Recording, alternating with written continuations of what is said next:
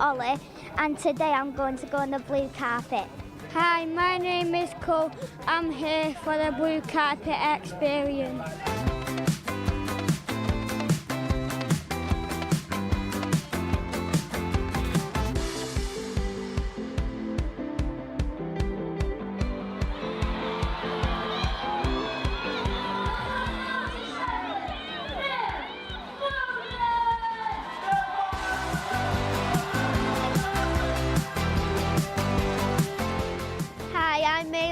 And I'm 10 years old, and I'm here with City in the Community on the MatchDay live show. I really like it because the coaches are really friendly and it keeps me active in the holidays, and the bonus is that I get to play football, which is my favourite sport.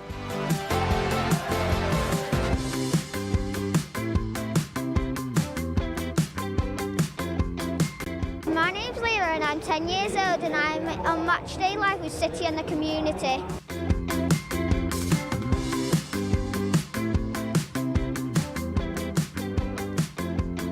Hello, I'm Billy, I'm 8, and I'm here today interviewing a player with City in the Community.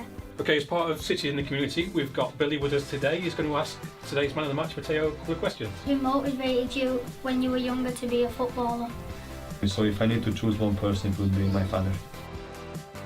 It's really important for us as a charity that we have opportunities like today to raise awareness, raise understanding, give the fans the knowledge about what their club is doing in the community, and ultimately we want the fans to feel proud of what their club is doing out to support people in the community.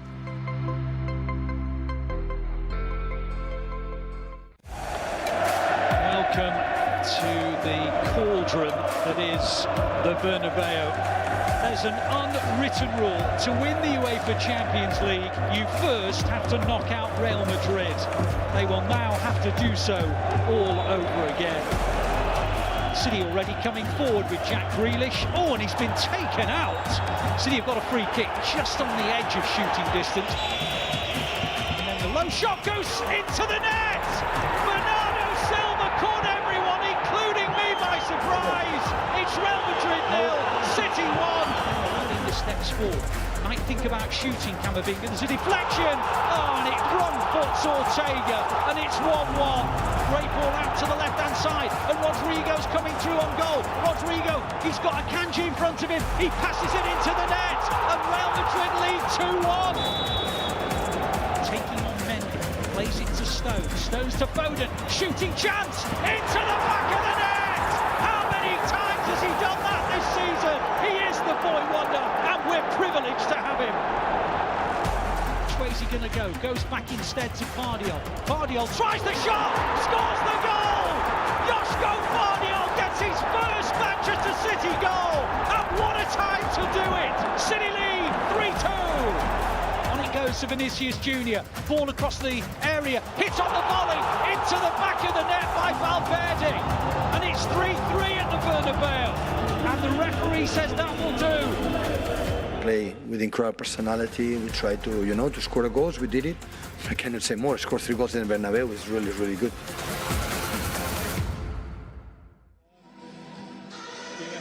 Yes, welcome to Matchday Live. Welcome to the Etihad Stadium. I am joined by Andy Morrison in what could be a special European night for the champions of Europe. Andy, first things first, how are you feeling? Yeah, I'm nervous, to be honest, and I don't think I should be, but I am, and it's football. And, we'll come here. As we get closer to the game, it always eases away. The referee blows the whistle, you kind of calm down. But this is a difficult period for me because you think about so many things, and, yeah, it's going to be a great night. 28 wins, 2 draws, unbeaten in 30 games here in Europe. What's to be nervous about, Andy? I know, and it's football, and we were in the same position last year. After a draw away, the Bernabeu, we came back, and the boys were phenomenal, and let's hope we see something like that again tonight. Let's hope so indeed. Now, we can actually reveal the Manchester City team news for you, and we will start with our goalkeeper, who is back for this leg. It's Ederson, and then a start for our club captain, Kyle Walker, then Manu Akanji, Ruben Diaz, and Josko Vardiol, and then it's Rodri, De Bruyne, Bernardo, Phil Foden, Jack Grealish, and our number 9, Erling Haaland. The substitutes for Manchester City are Stefan Ortega, Scott Carson, John Stones, Nathan Ake, Mateo Kovacic, Jeremy Doku, Julian Alvarez, Sergio Gomez, Nunes, Bob, and Rico Lewis. That's the Manchester City starting 11. Let's show you the Real Madrid starting 11. In goal is Lunin, Carvajal, Rudiger, and the captain is Nacho, who's in for Tchouaméni. And then it's Mendy, Valverde, Camavinga, Toni Kroos, Vinicius Jr., Jude Bellingham and Rodrigo. The substitutes for Real Madrid are on the screen for you. Now, Andy, we've seen the Manchester City starting lineup. We've seen the Real Madrid starting lineup. There's only one place to start. A start for Kyle Walker. We know how important he is for the club, and especially in fixtures like this. Feeling a little bit better now? Yeah, 100%. Listen, I'll back anything that Pep puts out there, and you know, Kyle, with his obvious quality of his pace, you know, against Vinicius Jr., you know, he kind of like Adam, and well, we won't speak too early, but he had the better of him last year. So seeing him on the pitch, and Vinicius Jr., when he sees the team sheet as well, will know I can't run him, I can't get in behind him, but, you know, Kyle's going to have to be at the top of his game today. Now, from an ex-player's point of view, when you're injured and you know that there's a big game coming around the corner, you're fighting to stay fit, is it a case of, obviously it's only been a couple of weeks, but the match sharpness, will it still be there or not quite? It'll definitely still be there. This time of the season, you know, adrenaline, you know, the fitness levels are down a little bit, will get you through. You know, the magnitude of this game is so massive that, you know, Kyle wanted to be ready for this one, and he wouldn't be in there unless he was 100% ready, because obviously the importance of the game. Now, of course, this squad of players know the importance of the game, and so do our supporters. The players, as they arrived on the bus, got greeted with an incredible welcome. Shout out to the 1894 group. They did a really, really great, fantastic way of greeting the players. As a player, when you're on the coach and you see thousands of people waving you on, cheering you on, going into the stage, that's that extra motivation, isn't it? I think from a romantic point of view, yes, but I think from a professional point of view, I'm not so sure that they actually see that. This stage of the preparation now, you're already in you've been in match mode for a couple of days now, and they're in a zone. I saw them coming off the bus. You know, Erling comes off and he's got a big smile on his face, like he's gone out for the day to the zoo. It's incredible how relaxed he is, but there's a lot of intensity in their eyes, and that's right, that's the way it should be. How intense were you coming off the it was too intense, probably. Too intense, yeah. Too intense? Well, never too intense. You were brilliant, especially in Sky Blue. Let's talk about Kevin De Bruyne. He's back in. He had some food sickness or something in the first leg. We managed the game well without him, but we did miss him in some parts, and when you put Kevin De Bruyne in the team, it's a scary time for an opposition, isn't it? Yeah, it is. It's just what he brings, the difference he brings. He wants to create every time he gets the ball, and he's reluctant to keep the ball moving. You know, he wants to produce something, and some of the quality that we'll see tonight, you'll understand why De Bruyne is in the team. And we just saw a lovely shot of him coming off the bus as well, and there is Erling Haaland smiling.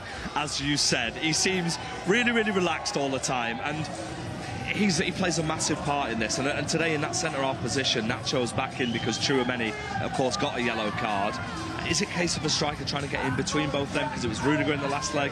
Do you think the game pattern's going to be sort of similar? I think it's going to be very similar. I also think the importance of bodies arriving in the box, and not leaving him feeling isolated against two. If somebody can make a run just to occupy a defender, just to catch somebody's eye, which then gives Erling the chance then to move and create a one-on-one, because when he's boxed between the two, it's very hard. What you'll see now is, and I saw it again at the weekend, one centre-half will grab him and stop his movement. The other defender will attack the ball, but somebody else in there will then occupy one of them, so then he's got a chance. And Phil Foden is in the same team as Kevin De Bruyne, which is a strange one for people to even be questioning. But where do you think Phil's going to play in this? Because he had, of course, some incredible moments both from the right-hand side and through the middle in the first leg. Where do you think he's playing tonight? I can't guess. Whether Gavardiel goes high, but Jack will play out and out on the left. And whether Foden comes in and they create, I don't see the natural two number 6 pivots, because John Stones normally goes in there. So will it be a Kanji that'll go in there alongside Rodri, push Bernardo on to create that kind of box in midfield? I'm not sure how it'll be. And then Kyle becomes higher up the pitch. Who knows? Who knows indeed. That was the Manchester City and the Real Madrid team news. Now, first things first, we're going to head back to the studio. But before we do, quick score prediction from you. I said before the first leg that I thought City would win by 2 clear goals over the 2 games. My only concern is it could be 7-5. But as long as we're 2 goals ahead at the end, well, I'll be happy. If it is 7-5, everybody will hear your amazing reactions on Co-Coms. Let's head back to the studio. It's all right. A very good evening, ladies and gentlemen. Welcome along to the Matchday Live studio as we build up for this all-important Champions League fixture against Real Madrid. We are welcoming them to our home at the Etihad Stadium. Joining me is David, Steph and Nedum. Let's get straight into it. Thank you to FG and Andy Morrison, who has got your commentary on the Manchester City app, so make sure you get your ears around that. Nedum, initial thoughts of that starting 11, please, sir. Yeah, it's very good. Obviously, there's like the question about why maybe John's not in the team, but for everyone that's in there, that's an exceptional team. You know, they've got all the talent out there. They've got the attacking prowess. You've got Kyle Walker back. You've got Edison back. And it feels familiar and it feels good and ready for what is, you know, the biggest moment of the season so far. Biggest moment of the season so far, Steph. I want to begin, they touched upon it, but Kyle Walker coming into the team, back being captain, how important is that, not just for him, but for the team and this fixture in particular? Yeah, I think Kyle being the captain first and foremost, you know that he's going to be a leader, and of course his best attribute is pace, and I think there was times, especially in the first half of the Bernabeu, that we maybe missed that a little bit. But look, I think the squad is just full of depth and world-class players that we have caught with Kyle not being there. But I mean, when you get to the Etihad and his performance he had here last season against Meniscus was unbelievable, so it's better to have him in the team than to have him injured on the sideline. It really is. We know he relishes a welcoming up against the best wingers in the world, which, as we've seen with the Real Madrid team, Meniscus does start as well, so that matchup is well and truly on. Edison back in goal, David. I think I just wanted to take a moment, one, to just say how great I think Stefan did, but what do you think Edison might be able to help us with tonight? I mean, even we saw he almost had an assist for Nunes in the last game in the Premier League with his kick, and he's quite the player. Yeah, well, obviously I'm glad to see him back because he's one of my top 2 favourite goalkeepers in the world. Anyway, but yeah, I think what's happened with Stefan, interestingly, City seem to give up a few more chances with Stefan inside. It's not to say that he isn't doing really well as a goalkeeper. I just think with Edison, he scares opposition into not pressing so much because you do know that he can, I know it sounds cliche, but he is a world record holder for the longest kick in the world. So he can put one over the top, and I think Erling Haaland might be interested in that. Yeah, today. Definitely. For Edison, though, we know he can deal with pressure well. I mean, he's the coolest man, I think, on a football pitch, any football pitch. But to say he's been out for such an amount of time and to bring him in for such an important game when you'd probably say Stefan maybe had a bit of the form going into it, is there an extra pressure there on him? Because obviously then anything he does could be highlighted and gone, well, was it a bit rusty? No, I don't know. I just touched on what Andy said in the build-up there about Kyle Walker and his match fitness. I think there's a lot of similarities here with the goalkeeper because he doesn't have to run around so much. The physical side of it can be dealt with in training. It's just the match sharpness, and even with Kyle, there might be a little bit. Actually, it's Kyle Walker, so he'll be fine. Yeah. But that little bit of match sharpness. But theoretically, you can do that in training. He did play, and I think it was an important game that he played in against Luton. Important because he made saves, not because he let a goal in. And, you know, I do like Luton. I was happy for that. But he's had all the experiences he could need in a game going into this one. So yes. I think he will be ready. And Pep's not going to put him in there if he doesn't think that he's going to offer more than Stefan Ortega. Not at all. One player as well who's been flourishing, our left-back, Nedum. Let's go Guardiola. Want to take a moment to speak about him. I feel as well, though, in particular, just since him coming back from that injury, I don't know, his game just seems to have gone up a couple of levels, and even Pep has spoken about maybe, as we know, he was learning the system and what was required, but now we're seeing him fully get to grips with it and starting to flourish for me. Yeah. In not his natural role as well. Well, is it not his natural role? Well, that's... I think he does it very well, you know what I mean? Someone says, this isn't for you. Even though you're doing well, this isn't for you. Like, I think he's a really impressive player, and I think, as well, it's very easy to forget how young he is. And I think for him to be coming to a new country, playing for a new team, and for that team to be Manchester City with the players and the setup that they have, I think it would be time to adjust. But then also there's a value in terms of being available and getting those games on the board. And, you know, if you score like the right footer at the Bernabeu, you'll probably fancy yourself scoring against anyone the week after. So he's clearly feeling himself. He feels confident. He knows that right now he is the first choice. And this is a guy, you know, who has played in the Champions League before, who has been to World Cups, Euros and so on. So he's not overawed by any occasion, and he's playing his best football at the best time. Have you been surprised? Because I've been a little bit surprised just technically how good he is, particularly moving up the pitch. No. Listen, my opinion is that some people say he is a centre-back, and what that is a passive-aggressive way of saying that he's no good with his feet. Yeah, that's what people are kind of saying. But the fact is, when he gets up in those high positions, I think he's always been comfortable. Yes. Which is why I don't believe that he's, as a fish out of water or anything like that. I think he's very capable, very tidy with the ball, makes some good runs in attack, makes some good runs defending, can be good 1v1 as well.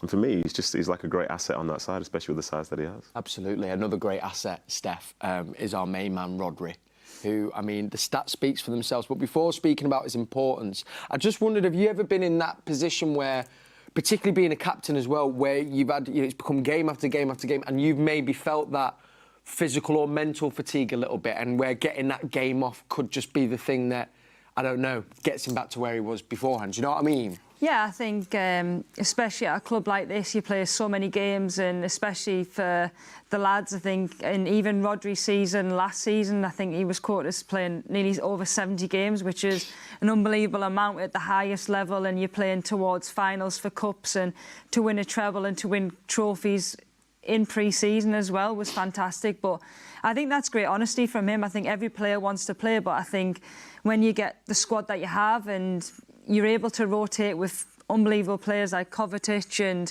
Bernardo Silva can go into midfield if Foden doesn't play and De Bruyne has been injured. I think that's a great asset for Pep to have, but we know how important Rodri is, and I think against Madrid, potentially the first half, he didn't really look himself. I don't think he maybe misplaced a few passes, and look, we're talking about playing one of the best teams in the world, and I feel as though I'm criticising him, but I think that's just the level that we've expected of Rodri, is that he's the one that makes us tick. He's able to play the ball, but also defensively, he breaks things up. So hopefully that rest against Luton can do us the world of good tonight. Yeah, fingers crossed. Another man, we were speaking, Steph, actually, about trying to work out, obviously we know De Bruyne will probably be playing central, if it'll be Bernardo in the middle or Foden, and we were leaning towards, think it might be Foden and Bernardo on the right, possibly. Yeah, I think so. I think in these games, Bernardo, he always tends to play him on that right wing, and he's able to defend, he's able to track back, he's able to help his winger, and I think the way that Phil's playing as well, I mean, in that central role, he's really flourished, and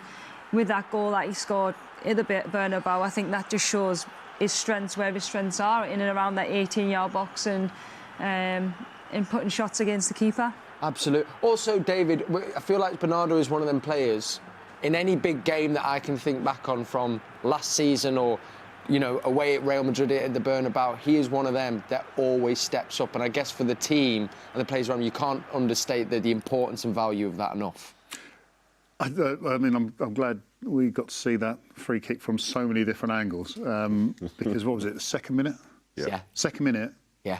Of a Champions League knockout tie at the Bernabeu, and he's going for a shot. I mean, that just tells you how much confidence he has, and more importantly, how much game understanding he has. Because I think he's probably the only. I'm not sure who's on the ball with him initially, but he's probably the only person in the stadium who thought that he was going to shoot. Yeah.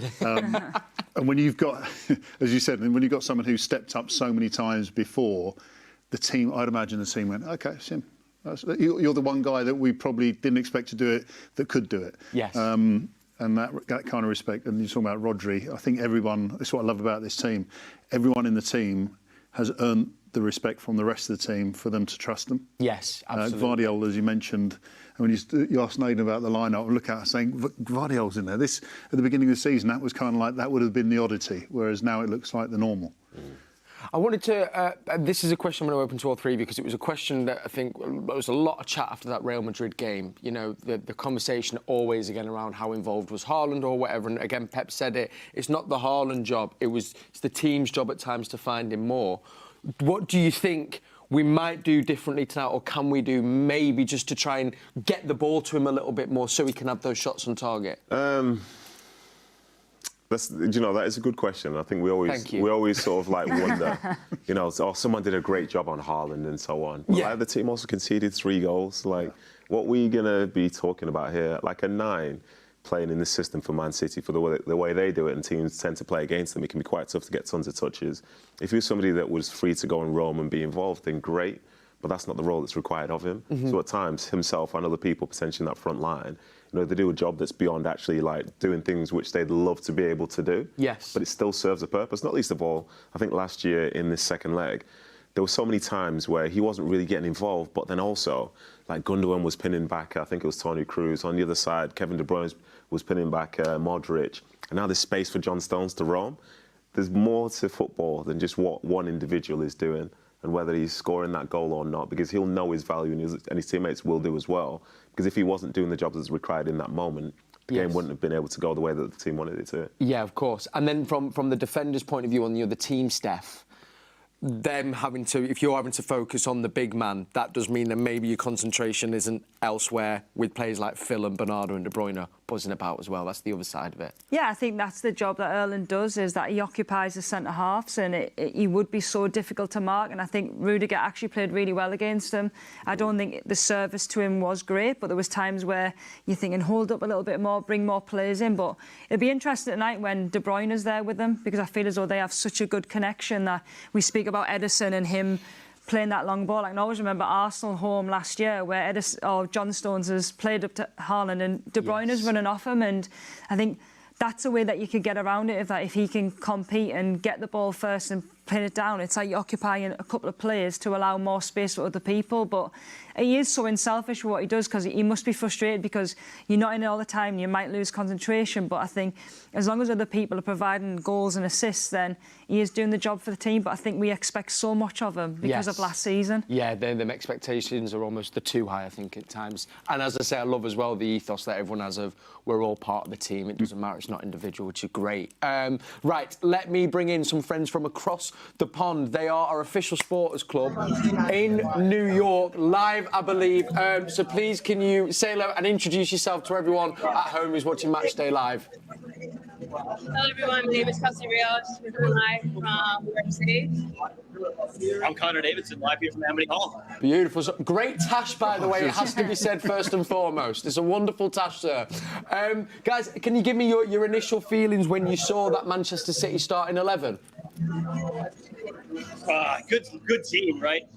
The one player who's not in the lineup right now that you really want is Stone, but we've seen Akanji step into that midfield role before and do it pretty successfully. Kyle Walker, huge to have back for the second leg here. We know how good he is in those 1v1 defenses against guys like Vinicius. So the team I would want to see, now we just need to get the result. Now we've got to get the result. I mean, we know as well the attacking players are obviously key to that. How delighted have you been with Jack Grealish's performances since coming back from injury, and how key he's been particularly on that left-hand side?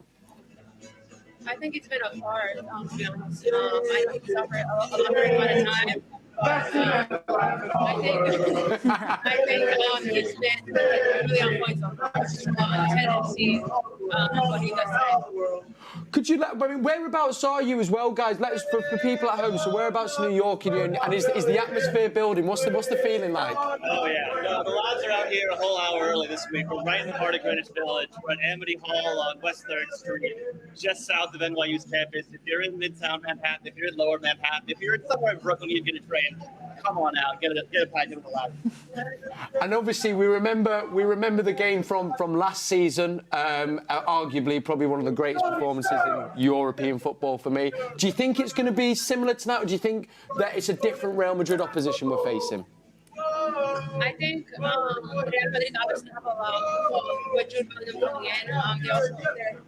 They're very well reinforced, I would say. And I would say that the City side also is. So it's going to be a good matchup. I think the expectations are pretty much like high set on the City side.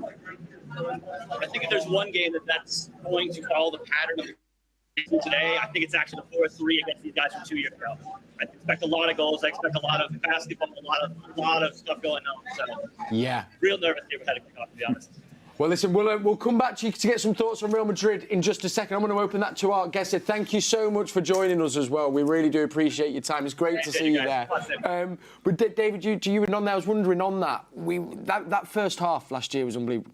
I mean, there's a chance we'll see that again. But I think even Bernardo said he thinks this is a better Real Madrid team. It's probably not going to play out the same as last year.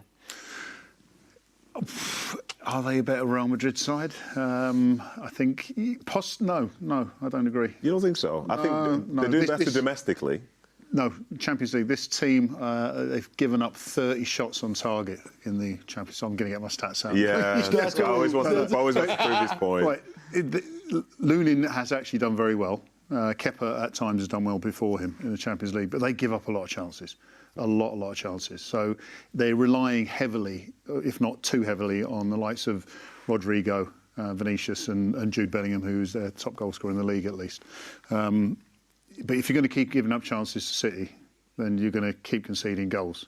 And I think, again, looking and talking about the quality in the defence, especially with Kyle Walker back, providing he stays fit for the 90 minutes, then the chances for Real Madrid to score are going to be lessened. So I think last season's Real Madrid side were better. Interesting.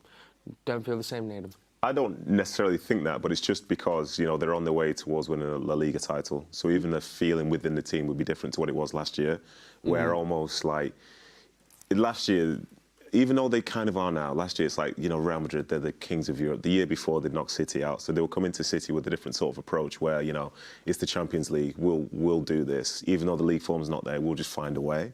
Whereas I think this year, they're doing better domestically, and I think they understand who City are now fully because they've lost to them. I think previously it's like City, just, yeah, you know, you guys are cute, but, you know, we are Real Madrid. But on this particular occasion, like I think Jude Bellingham was talking in the build-up to this game how he asked his teammates how did they feel in that game last year, because it was such a big game that tons of people would have watched it, and they're expressing sort of how tough it was for them on the day, and also thinking, well, we're going to make sure that doesn't happen again. And I think that level of like motivation, understanding of what could happen here is going to affect the way that they play, which is why I think they're in a better position. Interesting. So you'll have that awareness as a player, of course, as a City player, Steph. When they're going out there, do you kind of go, just do what you did last season with a few tweaks, or do you think it is going to be a slightly different... I know it's as easy as that. Sorry, it's so easy, isn't it? No, I know, but do you know what I mean? Or with slight tweaks, or do you think, I'm asking generally, will there be a bit of a different game plan, do you think, in our approach tonight? I think for both teams it's going to be different, because I think we can't be complacent. I mean, what result that we had at home was unbelievable. That first 45 minutes, I don't think we've played better than that ever. Agreed. In terms of the atmosphere, but also that was caused by the fact that we played so well. But Real Madrid, like what Nedum said, I think they've experienced how that felt last season, so they have to do something different, and they'll have a lot more experience coming into this game than they did prior to that. But for me, I think this game's going to be unbelievable, and I think the game the other week was more about transition and who actually performed best when we transition more. The addition of Kyle Walker will probably help us with that. I think they won't hopefully break on us as much, and for me, I think it's going to be one unbelievable game, and I can't tell you what Pep's going to do. I think I'm thinking, is Akanji going to go and slot next to Rodri in that midfield, or is he going to do something totally different? You don't actually know. With the likes of Bernardo, Foden, De Bruyne, it could be something that we've never seen before, but no matter what we do, we always want to impress, and we always want to kind of take the game by the scruff of the neck in them first 10-15 minutes, especially at home. We really do, and as we know, Pep always has a trick up his sleeve. He always knows what to do somehow. Let's go pitch side with FG. He's joined by Mr. Steve McManaman and Joleon Lescott. Yes, and here I am pitchside at the Etihad with the big game, joined by Manchester City legend Joleon Lescott and Steve McManaman. Whoa. That's nice, isn't it? Manchester City legend as well, and a footballing legend. Yes. A Champions League legend. Multiple winner. I'll tell you what, we'll come to you first, actually. Let's talk about last week in the Champions League. Let's talk. Obviously, how will Real Madrid be feeling about that result in the Bernabeu?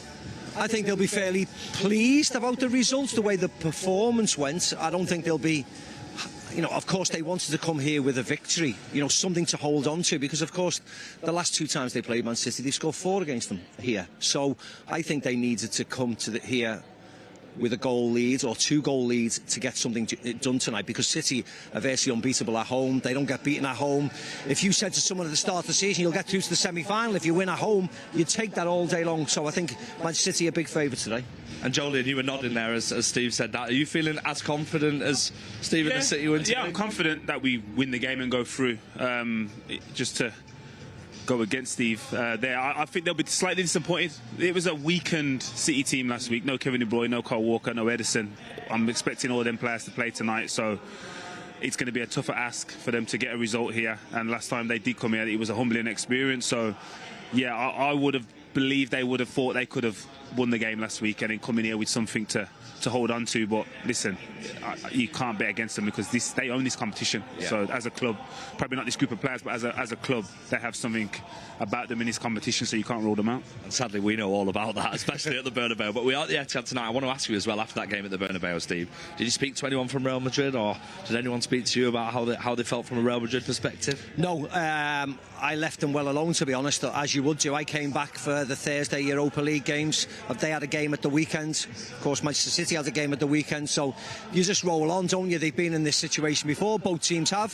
Unfortunately, that they've met in the quarter-finals, and it's not later on in the competition because they are two colossal teams. But one has to go forward, and one has to, unfortunately, depart this wonderful tournament. It is a wonderful tournament indeed. It does, Joleon, look like it's this side of the bracket that everyone's dubbing as the favourites, despite the fact that PSG are on the other side as well, and they look good as well yesterday. I'm going to go against the grain. I did predict PSG to win the competition. Yeah, not obviously at the start of the competition, but when we did before this round of games, I thought PSG have something about. I just believe there's an Mbappe factor. I think probably the disappointment of World Cup and not winning that, and then leaving potentially this year and going to Real Madrid. I just think there's something in it written in the stars, so I'm going to stick with that. I'm going to stick with that. Surprise me, that, mate. Hopefully I'm wrong, and I'm wrong a lot. I'm wrong a lot. So who are your favourites to win the competition then, Steve? Manchester City. Yeah, I think this side of the group, I'm all for that. I was surprised that Barcelona imploded last night. I really was, particularly the situation, the experience of some of the players who caused mistakes last night. But that happens, and that's why you have to be very clever, very professional, mentally very cold, because you cannot commit any errors. You can't give any red cards away, you can't give any penalties away. You have to be savvy. So I was surprised with Barcelona last night, but I certainly think this side of the bracket, and principally these two teams, are the strongest in the tournament.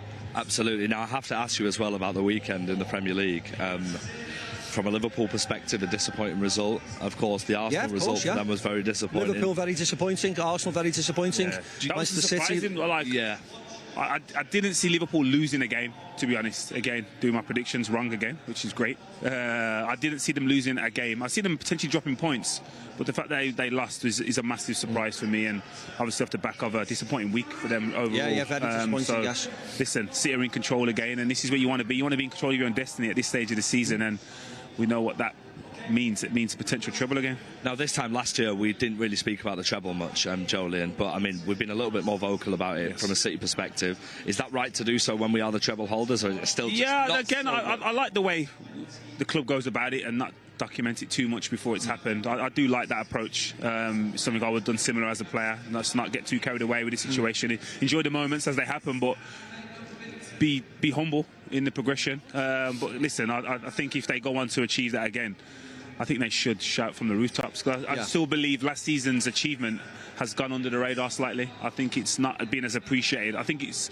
because we anticipated it so well early in the season, like February, March, people are like, oh, they're going to do the treble, and they do it, and then it's like, oh, they did the treble, we predicted that. I'm like, it's still a massive achievement. So I just believe... I think it's up to the club to, as Joleon said, to keep themselves under wraps. Let's just carry on, because they have got Chelsea, they could have a Man United final, you never know. Of course, this competition's difficult. The league is very close, not like last year. So let other people, let people like yourself, let people in the crowd, let people from social media cheer on the treble. But as long as the club stay humble, because they understand, and the manager is a superstar, he understands that there's a lot of really difficult games to go, and you need to keep everybody fit, and everybody has to keep on playing well. Well, it's been an absolute pleasure speaking to both of you from a footballing legend who's probably got one of the best hero items on FC24, to a Manchester City legend who hasn't quite got a hero yet. So EA Sports, please do give him his hero item. What that means. Well, listen, you are sensational. All right, so big compliment, I can tell you that. Let's head back to the studio.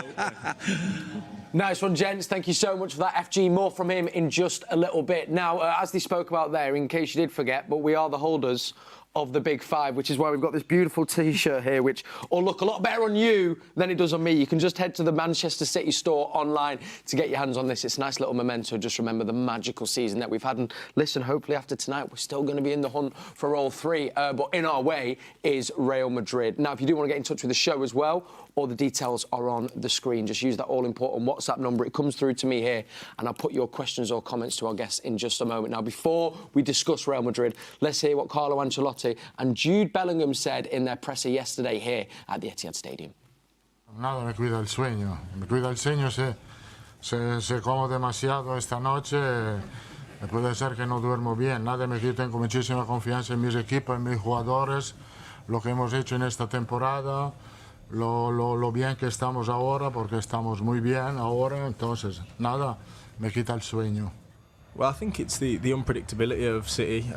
You know, you try and focus on one player a little bit too much, and they have 10 others that can cause problems. So I think there's no point trying to take them individual for individual and seeing what each person can do. I think it's about trying to attack as a team and defend as a team and working strategically like that. Like I've said, we need to be brave, we need to come out, be ready to play and play our game. And obviously there'll be tweaks based on what they can do as well, but it's important that we remember who we are and go into the game with the right confidence. Creo que nos conocemos muy bien. Pep se puede quedar tranquilo que no voy a hacer magia. There's been a few interesting comments from both managers. Better mind games, do you think, going on as well? Because Jude as well was saying, I think it wasn't in there, but he spoke about how City are deemed favourites, but we know we're the kind of favourites amongst ourselves. Is that all better mind games, David? Absolutely. I mean, you've got the most successful manager in Champions League history. I think he knows what to do to get people thinking about what he's going to do. With regards to Jude Bellingham, I mean, the thing that I loved from last week, and I don't know if anyone noticed it, how upset he was when the final whistle went. And I thought they know they've just missed their chance to take the advantage in this tie. So he's got to play all the mind games he can, because he's not where he wants to be. Let's start with that, though. Obviously, we know Jude does start, and what do I know? I might be wrong on this, but obviously he plays further forward up kind of in that 10. I did feel they missed his presence and what he can do in the midfield a little bit. Do you think maybe we'd see that tonight, him being in the middle more, or do you still think we're going to see him towards the top end of the pitch? I think we just see him towards the top end of the pitch. Yeah. I believe he's their top scorer, and is he top scorer in the league at the moment as well? You know, so him being higher up, I think it makes sense. Earlier in the season, he was scoring winner after winner after winner as well, it felt like. And he's a player that's intelligent enough to know like how to attack, but then also he will chip in to defend as well. I think with Rodrigo and with Vinicius, like, he'll know time to drop deeper and then be able to sort of stretch the game in behind as well.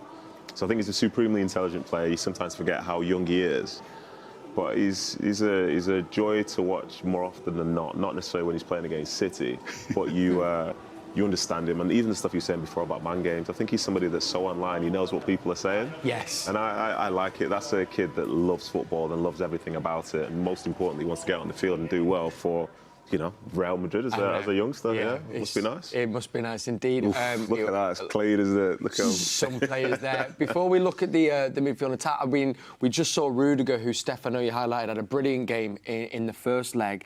Tchouaméni doesn't start alongside him. In comes Nacho. I think Tchouaméni was great. How do you think think there's maybe a little, I don't know, chink in the armour for Haaland maybe, or do you think with Rudiger there it's going to be still that ever-present block?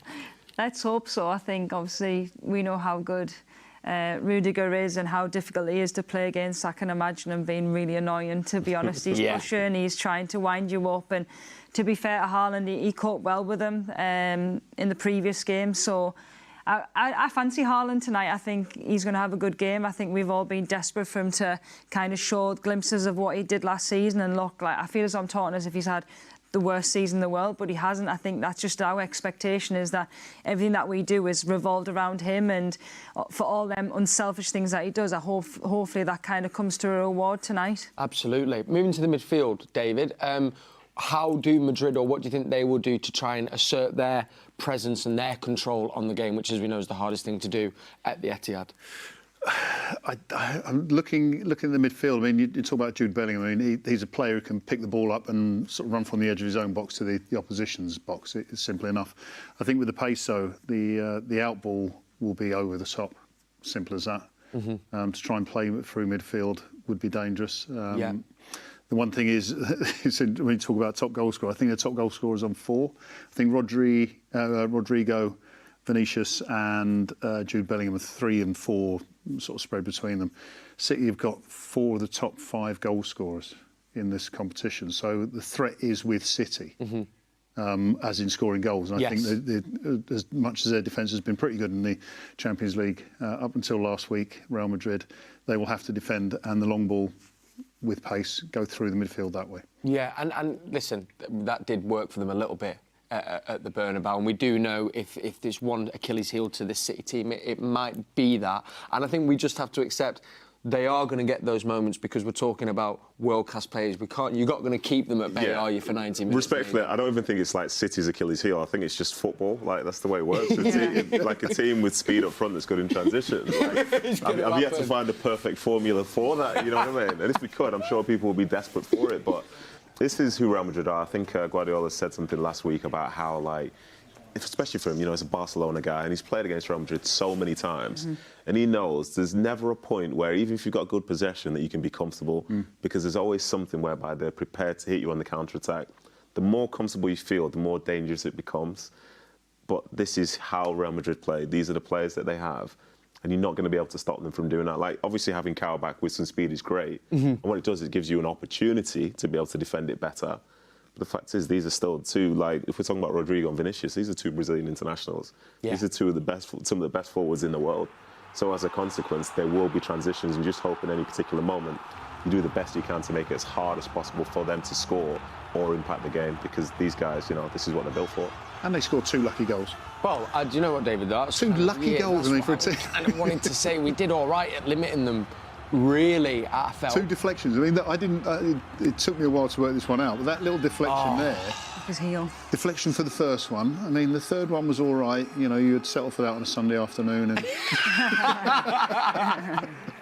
with Real Madrid's approach, though, you've got lingering in the back of your mind what happened last year. So obviously, I'm guessing you probably come out and go, right, you have a bit between your teeth a little bit more, but that has got to be a cause for concern. So do you think they might even try and be more solid so they don't concede as many chances as they did in those first 45 minutes? I think when you listen to Ancelotti and Jude Bellingham there, I think they emphasise how important it is that when they're defending as a team. And I think to be able to transition from defence into attack, you have to be as a solid unit, and you have to have potentially players with speed up front ready to go and attack spaces in behind. So it will be interesting. I think last year, I think they made a lot of mistakes because they kept on continuously playing out of the back and playing into City's trap, where Bernardo was pressing and Haaland and De Bruyne, and that's what suited us. So whether they do go a little bit more direct into pace and try and get runners in behind, maybe that could be an option. But I think, for me, Real Madrid like the ball as much as what we do. So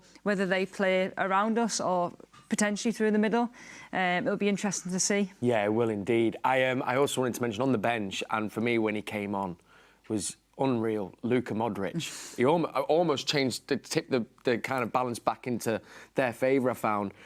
If he does come on, we know that he loves to control and dictate the game, and he just is a joy to watch, isn't he? Yeah, it's funny how Ballon d'Or winners happen to be good players as well. The beauty of it is Man City probably got 2 future Ballon d'Or winners. But it's such a fascinating game because it's too easy to just say it's going to be 4-3 or 5-4 or something like that and loads of goals, because it's how that would occur as opposed to it actually happening. And I think, like Steph said, I think what you're going to have is this really sort of tight defence at times from Real Madrid, because they have been good. They've had 3 clean sheets in the Champions League so far. City have only had 1. So their defence arguably is a bit better than City's in a way. But if they do get the chance to get their noses in front, and Modric does come on, then you've got to try and get the ball off him. And you've got to stop him from being able to play Ballon d'Or worth passes to some of the quickest players in football. I wanted to ask you something quickly, Nedum, because I'm also excited to watch the game with you tonight, because you'll be able to point out the tactical things that are going on. Listen, I'm retired. Pitch. Steph's the one that knows how. I'm nearly retired. You're with the wrong 3, and then you chose the wrong 3. No, I'm with the right 3, but there's so much that happens that probably fans aren't privy to, because you have got the masterminds of Ancelotti and Pep. And I think Pep even said Ancelotti did something in the first half that surprised us and he had to change a little bit in the second half. There's going to be so much of that again tonight. It's going to be great. And I think, for me, it's not a surprise. It's the knockout rounds of the Champions League. It's a quarter-final. It's Real Madrid and it's against this Man City side. Like, every game that's been played so far, including the 2 that are to come tonight, there'll be fantastic games of football, and it's not necessarily football that everyone's going to be into, but if you're into, like, top level, then here it is for you. There's going to be a lot more than just, like, head down, spin it down the channel and run. But will be times when head down, spin it down the channel is probably the right ball as well. I think that's the sort of beauty of football now. And then it comes to like the actual players, because I think you can speak all tactical and the manager can go, actually we're going to do this, this or this, I'm going to change this, but then it's ultimately who's performing on the day. And I think you look back at the documentary, the Netflix documentary, and you look back at that Champions League game where he's talking at half-time, he's like, OK, we're going to change this or this, and that proved to be the difference. And it is scary in terms of how much detail they go through, but ultimately the players have got to go on the field and actually perform at the highest level possible. Yeah, and then execute what they're asking for if they can. Fascinating. Right, we're going to go back to FG now, because he's joined by some Manchester City fans that have made the very long journey from stateside. It was great to hear from our official supporters club in New York. Well, he has now joined some fans who are coming to the game at the Etihad. Let's hear what they're up to and how they're feeling about our quarter-final tie against Real Madrid. Yes, welcome back to Pitchside. It is with great pleasure to say I am joined by two supporters from the Birmingham Supporters Club. But not the Birmingham you probably know, it's the Birmingham in Alabama. Michelle and Stanley joining us. Pitchside, first things first, it's your second game in a week. Yep. Michelle, how was Luton at the weekend? Luton was awesome. We scored lots of goals on the side of the stadium that we were sitting in, so I appreciated that. Well, I'm sure we'll pass the message on to the players for you, Stanley. The experience of the Etihad on Saturday for a Premier League game. We're here in the Uefa Champions League, a quarter-final against Real Madrid. How excited are you? It's huge. I can't wait. I think we're going to smash them, honestly. I love the confidence. That is absolutely amazing. Let's go back to Alabama then. I'll tell you what. We'll go from the start. Where did the Man City journey begin for both of you? So when I was a kid, I started playing U18s, and I had someone that I didn't like very much, and he was a United fan. And so I was like, I'm going to go against that. So that was the start of it. Watching it on ESPN at 6 a.m. in the morning. And I imagine that was the best decision of your life, right? Absolutely. Absolutely. Absolutely love that. Michelle, what are your memories of Manchester City? So when I played club football, I played college football as well, and when I met Stanley in 2016, he was a massive City fan, so I didn't really have much of a choice. So my allegiance had to go to City, and I've been there ever since. That was a fantastic assist by you. We absolutely can all relate to that. Let's talk about then Alabama as a state in terms of last year was sensational. What were your memories of us winning the treble? Where were you at each time when we were winning? So we were at True Story Brewing in Crestwood, just right outside of Birmingham, and our supporters club blew up. And man, it's crazy in there. 30, 40, 50 people in small, intimate bar. Beautiful. It was electric. And do you feel like Manchester City are growing a lot more in the US now? I do, yeah. Massively. And let's talk about the players on the pitch. They'll be out to warm up very soon, our goalkeepers. Who are your favourite players for Manchester City? Grealish, Foden, Haaland, of course. I mean, you gotta say Haaland. And I love Kyle Walker too, and John Stones. Actually, the whole team. It sounds like Michelle likes absolutely everyone. I love it. And Stanley, have you got anyone who you would love watching? Man, I've loved KDB from day one. I mean, it's been amazing how much he's transformed since he came to us. So I'd say KDB if I had to choose one. Now, a word on our manager, Pep Guardiola, as well, because you said we had great memories. The Supporters Club blew up in Alabama. What about Pep? How much do you love Pep? Man, I never thought we'd get him, but man, I'm so glad he's here. So glad. He's done a lot for the club, obviously, and a lot for soccer. I feel like he's done a lot for soccer in the U.S. football. well corrected. Listen, we are also on the way to the US tour after this season is done. What can our fans in the US expect from Manchester City? Because I understand you two are both going to a game there as well, aren't you? We are. We're going to Columbus in Ohio. You can expect a lot of excitement, a lot of pre-match activities. You can also expect to meet some of the best people you'll ever meet in your life. A lot of our friends that we still talk to this day, they all go to these games, and we all get together and we stay together. Like, we've got people coming in from Austin, from Dallas, from DC, all the way from Sydney, Australia, and all the way from Sydney, and we're all getting an Airbnb and staying together. I feel like I want to move to America just to join the supporters club. Have you got any advice, Stanley, for anyone who wants to join a supporters club? What to do if they're in the US? I'd say just go to mancity.com/OSC. And everything's there. And then you can meet some amazing people like Stanley and Michelle. I think I'm going to do that as well. And we will see you at Columbus at the US tour. Thank you guys very much. Thank you. Thank you. Thanks, FG. I mean, getting them to do your job there as well. You couldn't tell them where to go yourself. But thank you so much. Great to have you at the Etihad Stadium as well. Enjoy the game. Fingers crossed we get that all-important win. Right, should we play a bit of a game? Yeah, let's do it. Absolutely. OK, we're going to play blind goals. Now, if you've just joined us, or maybe you've not seen this before, we have got 5 goals lined up from our fixture against Real Madrid. You guys have to put them in order of the best, 1 to 5, but you won't know which goal is coming up next. Oof, OK. Does that all make sense? OK. So you can choose where they're going to go, but as I say, you're only going to see 1 goal at a time. Let's see goal number 1. Here we go. OK, here we are. Oh, what a goal. So it is the one. It is the one from last week. Bernardo's first 2 minutes in. You thinking 5? Straight, wow. I think there could be a sneaky barrel in there as well, but I'm leaning maybe 4. 4, yeah. I'm thinking 4. I love it. Anyone who can score from a free kick that far out has got to be a decent player. Got to be. We can 4. But you're still going to put it at 5? You're saying 5? Yeah. It looked like one I scored the other well, it's 2 for 4. All right. You 4 or 5? We'll do 5. We'll do 5. We're going with 5? Are we all doing this together? Yeah, that's I thought it was individuals. Oh, would you want team? Yeah, we're team. I feel like someone's going to take a penalty. We'll go 4. All right, we're going to stick that one at number 4 then, OK? As we put that one there, let's see goal. Sorry, Nate, I thought it was a penalty and I was being selfish. He's gone for 4. All right, here's the second. We all voted 5. It's a democracy. We went for 4. We were saying 4, but you were saying 5, so we're going to go with the senior pro. Team game. Sorry. OK, next one, here we go.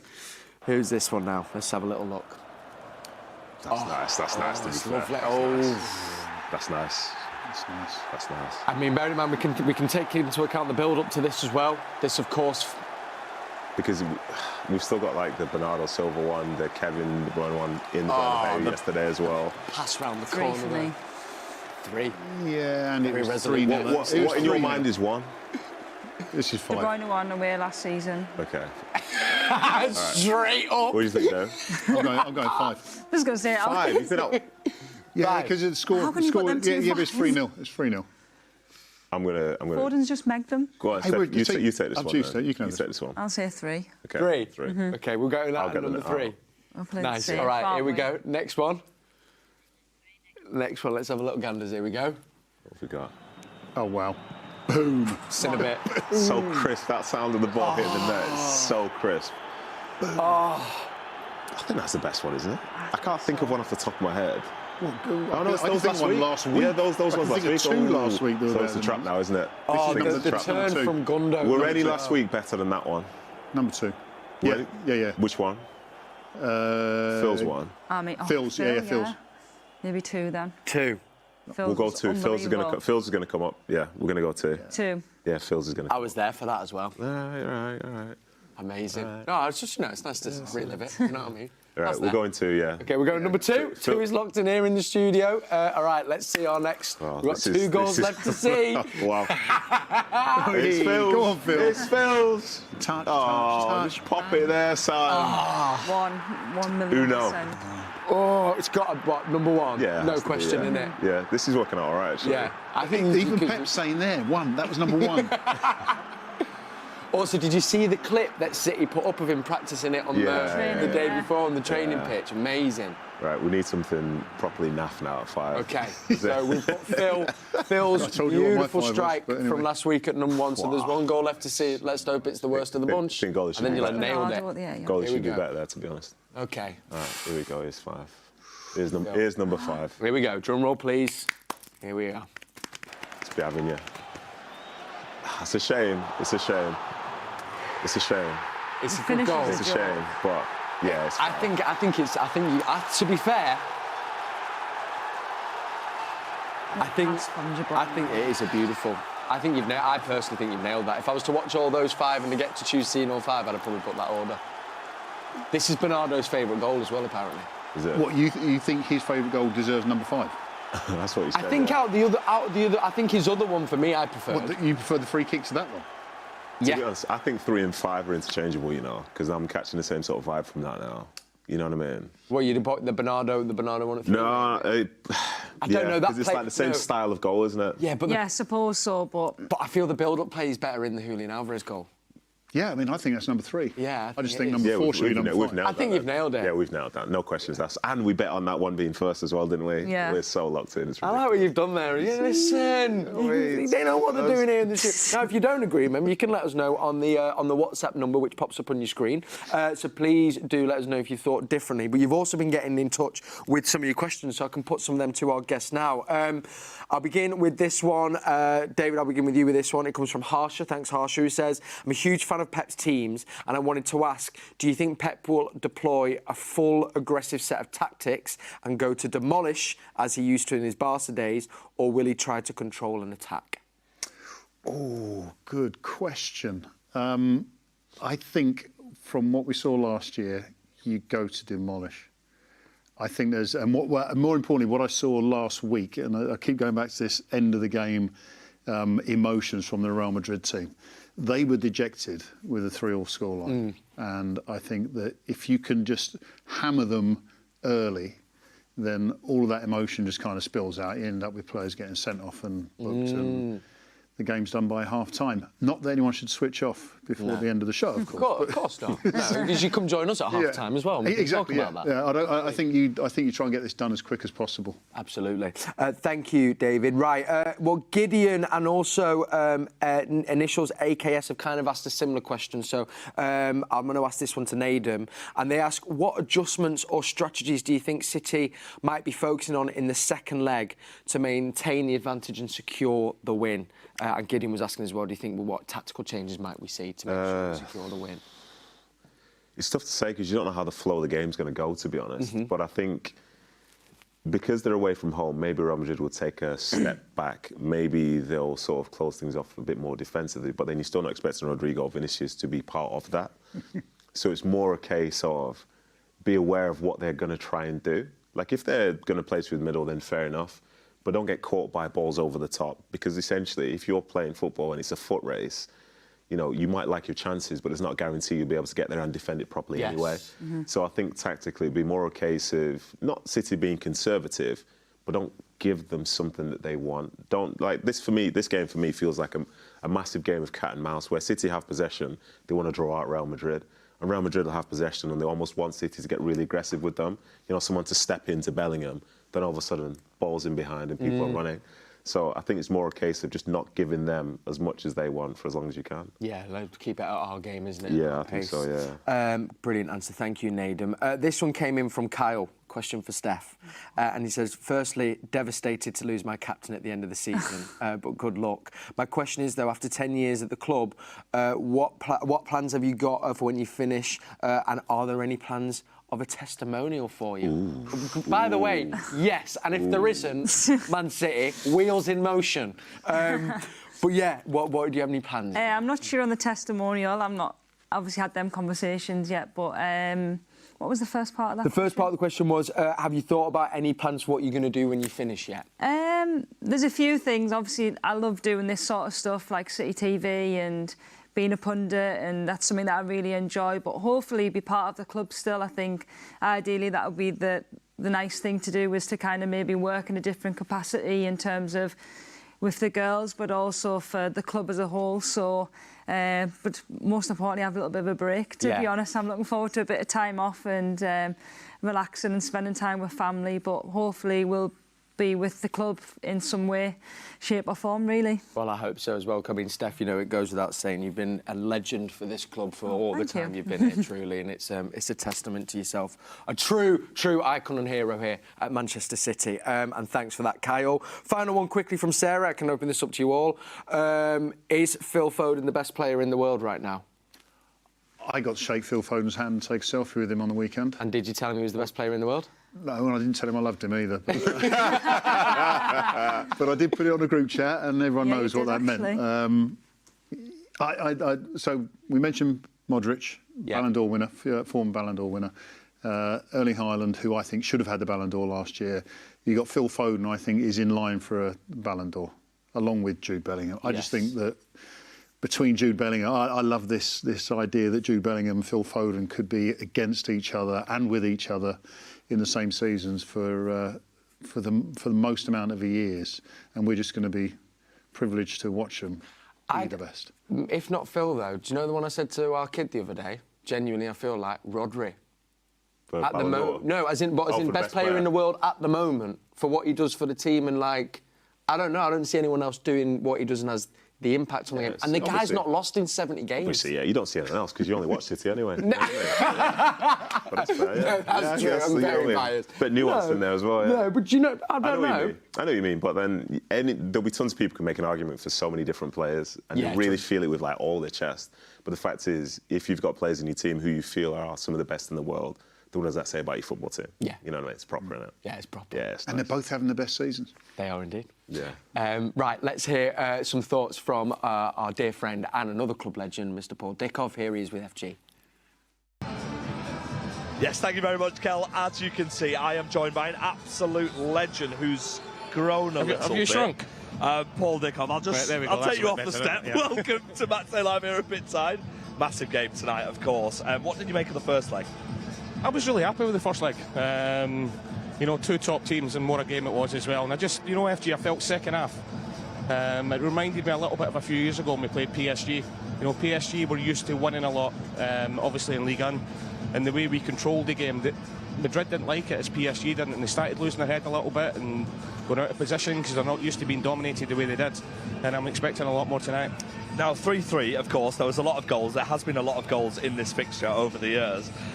With it being at the Etihad for the second leg, how important is that based on not only the history of us at the Bernabeu, but the Bernabeu in general in the Champions League? Yeah, but I would like to turn it round to the Etihad, you know, in the Champions League games. I think there's, 41 games unbeaten we are here now.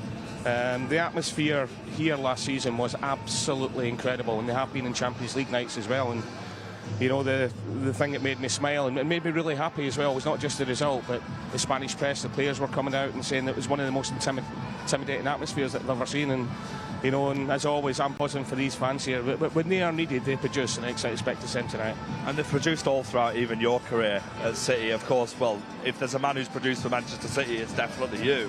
How much did the fans help you through your career then as well? They were amazing. You know, I say it all the time. The success the club's getting now. There's lots of people within the club that were working at the club 25 years ago, but the ones I'm so happy for are the fans. You know, we were getting 25, 30,000 in old Division 2 at Main Road. Every team, every city, every town we went to, they were taking over. You know, and then obviously having 40, 50,000 at Wembley on that day 25 years ago, they backed us through thick and thing, and they dragged us over the line. So to see the success they're getting now, treble winners, another Champions League quarter-final, FA Cup semi-final, top of the league again. It's amazing, isn't it? It is amazing indeed. I'm going to ask you, the next question is, of course, going to be about the treble. We were very, very quiet about it this time last year. It seems I wasn't. Well, Paul wasn't because he knew, that's why, right? How do you feel about it this year? Do you think it's a realistic possibility for this club to go and do the unthinkable and two trebles in a row?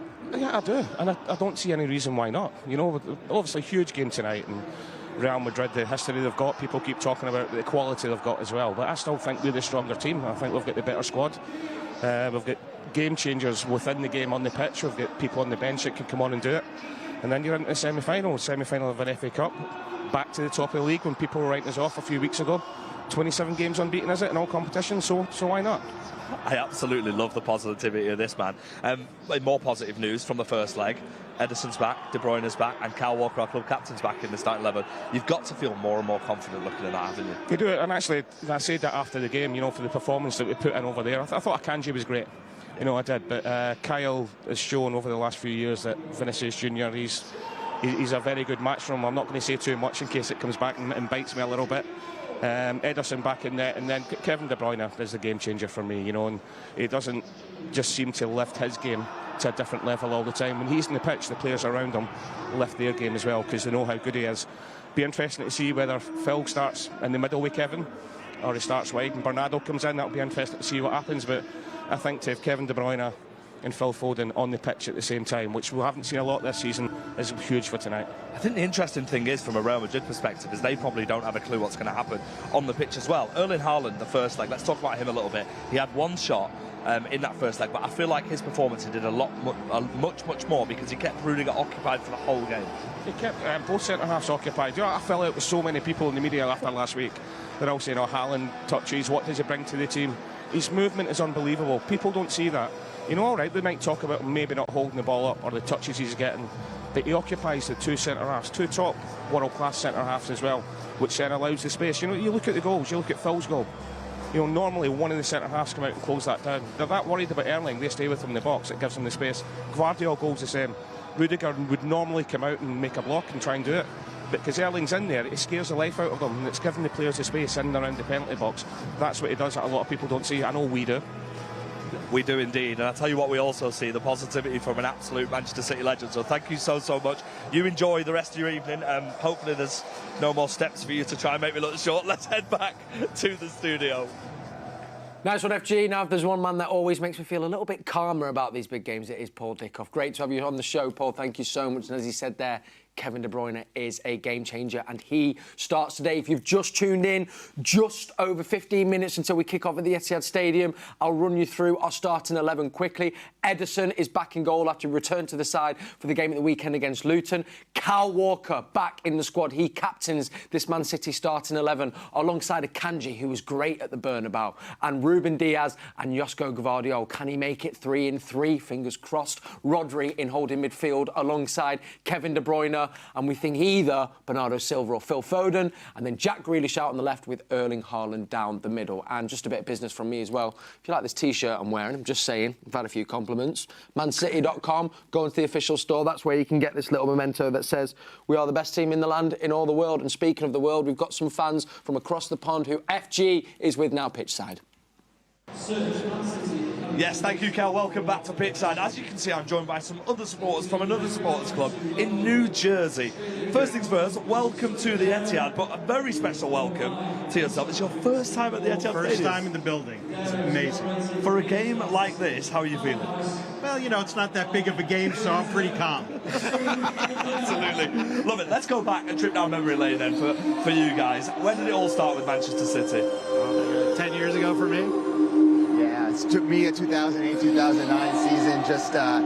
Just wanted to be a noisy neighbor, I lived at Montreal all year long. So, was there a specific memory that you had when 10 years ago that made you think, I love this football club and this is my football club? Well, my favorite memory is Yaya Toure scoring in the semi-finals of the FA Cup. That one stands out for me a lot. Absolutely amazing. I'll come to you because you're also going to the semi-final of the FA Cup as well, aren't you? Yes, we are. Looking forward to that. One game at a time. That's it. My focus is here. I want to be present here, but so looking forward to that as well. It sounds like a bit of Pep Guardiola there, and I absolutely love it. Okay, one game at a time. Here we are. We made for Champions League quarter-final against Real Madrid. How are you feeling about tonight's game? Oh, we're stoked. I mean, we came here. We've been talking about it for a full day together, just ramped up. We know how big this game means. We watched the last match. It was unbelievable. What entertainment. We're excited. Now, if you want to talk about dedication, these three gentlemen arrived at the stadium an hour and a half ago because their flight was delayed, and you've not had any sleep, but it'll all be worth it. I feel great. The stadium is electric. It's keeping us going. A word on the atmosphere around the stadium as well. Before the game, there was an incredible bus meet for the fans. I don't know if you guys got to see that, but also inside the Etihad. Oh, yeah. It's incredible, isn't it? It's unbelievable. Every time I'm here, it's just, you feel it right here. You feel it right here. It's an unbelievable atmosphere. Well, we've all got something in common, but one thing we also got in common is we want a goal scorer tonight. So I'm going to ask you for your predictions of a score and a goal scorer. So we'll go with you first. I mean, 3-1 is what I'm going to stick with. And if Foden is not on the score sheet, I'll be shocked. I love it. What about for yourself? I'm going 3-2 in extra time. Foden is going to be the winner. 3-2 in extra time. I'm not sure if I can handle extra time for your first time at the Etihad. No, I can't manage that. So 3-1, Bernardo Silva coming through again. We're all going with City wins here, which is amazing. And I'll tell you where else we're going. We're going on tour to the US. Will you guys be there with us? I imagine loads of your members will be going to the US tour. We've got over 50 members that are going to Yankee Stadium, and they're also going to other places.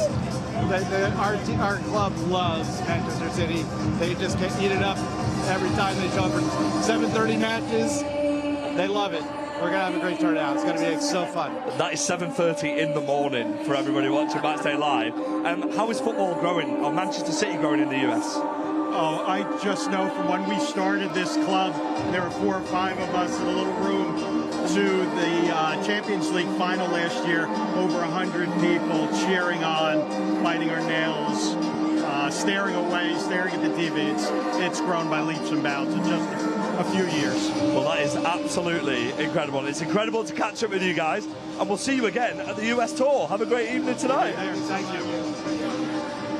Beautiful stuff. Thank you. Enjoy the game, guys. And we have got just over 10 minutes until kick-off. And for those who've just tuned in, I've got David, I've got Steph, and got Nedum in the studio. Let's start getting some final thoughts. And one man that I touched upon before, Nedum, we didn't really give him enough focus, is the main man, Kevin De Bruyne. Mm-hmm. And Bernardo highlighted him in his pre-match conference as well, saying that when he does turn up, no one can really stop him. Yeah, I think that's completely fair. Like, seeing Kevin De Bruyne when he's playing well, he's one of the most exciting players I think this club's ever seen, and you'd probably say one of the most exciting players in world football. I think his range of passing, his ability to finish, I think the dynamism that he has when he's running with and without the ball as well, sort of poses a question, even when he's doing underlaps, overlaps, like, who's going to mark him from the opposition without having to break their structure? And the answer is that you find it quite tough to find someone. So I think these big nights, these are things like Kevin, he's somebody who just has pure joy around football as well. And getting a chance to play against Real Madrid at home, in his home, you know, something that he'll be looking forward to, and he'll want to have a huge impact in this, and with a bit of luck, make it to a Champions League final and finish it as well. Fingers crossed. Yeah. That would be the stuff of dreams. Steph, in the changing room, actually, at the moment, you know, when you've got these big games, what is the atmosphere like? Do you think is it highly energised? Do you think is it calmer and people just focused? I think, like, pre-warm-up, I think people are quite relaxed and quite chilled. I think once you go out there and you kind of feel the crowd and you feel that, you know that it's a big game, I think that's when the energy comes. You get the energy off them, but also you're trying to get everybody up for the game. And I think, like, these types of games, what everybody plays football for is to be involved in these big moments. And I mean, this club's been fortunate enough to be involved in a lot of these moments, but I think that feeling of winning the trophy last year, I think that gives the boys extra motivation, to be honest. Yeah, and off that then, when they go on the pitch, now, how important is it that they start well, particularly in the first 20 minutes of this game? I think we are a team that really starts well, and no matter what game we play, I think that's probably a focus of ours, is to, in them 10, 15 minutes, it's like, OK, can we take our game to the opposition? Can we be aggressive? Can we play at our tempo? And then hopefully we score in their moments, and then you can kind of relax and get more control. But especially against the likes of Real Madrid, who you've got to respect, but at the same time,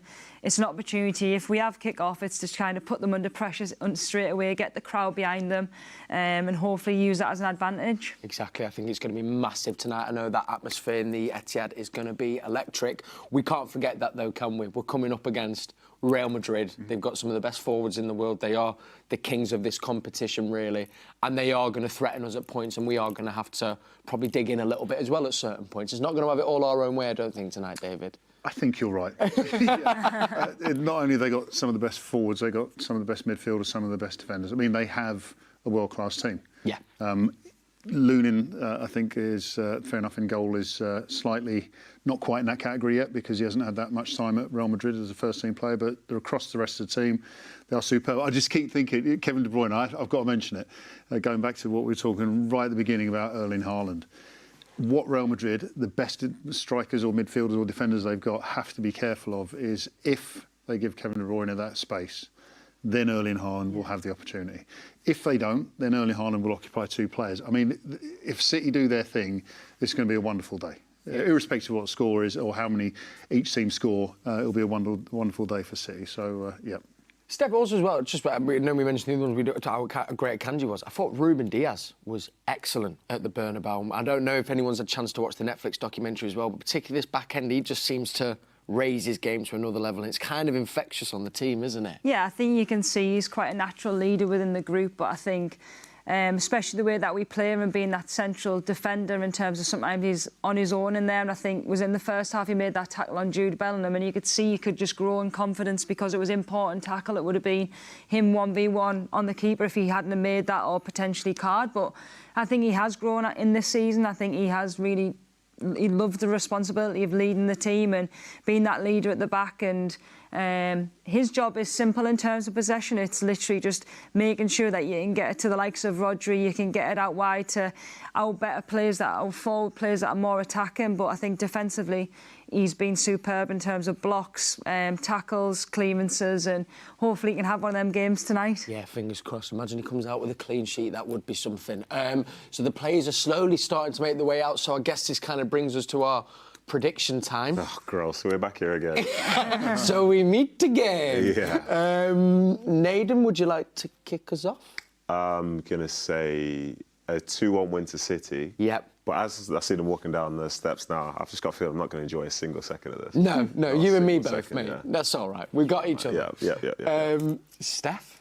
I'm going to go 3-1 City. Love that from you, Steph. 3-1. She took it. You would say that, didn't you? Did I take it off you? Sorry. You can have it if you want. You're only playing the law of averages, aren't you? The City have scored 3 in every game so far in the Champions League. But I think we can go for it. I concur.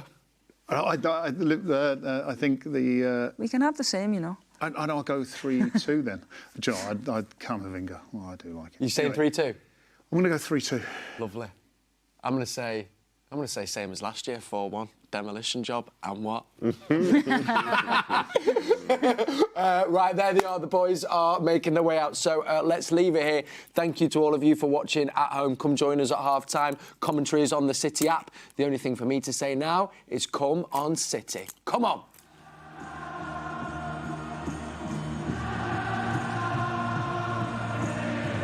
Thank you, Kel. I'm not sure that games get much bigger than this, you know. It's the Champions League holders against the competition's most successful side. And because of a 3-3 draw in the first leg, it is tonight a winner-takes-all confrontation.